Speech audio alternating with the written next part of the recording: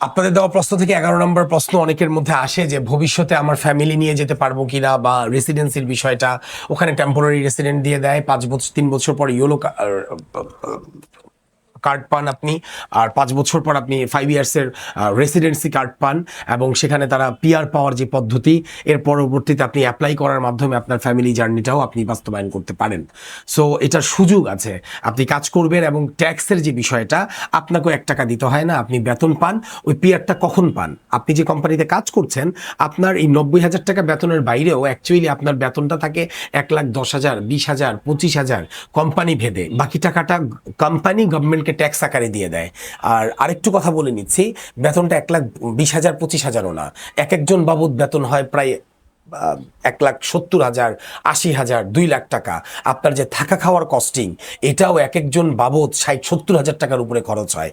ন্যূনতম স্ট্যান্ডার্ডিটি তারা মেনটেন করে। ক্যাশ বেতনটা পান আপনি 90,000, বাট অ্যাকচুয়াল স্যালারিটা প্রায় নিয়ার অ্যাবাউট 2.5 লাখ থেকে 2 লক্ষ টাকা।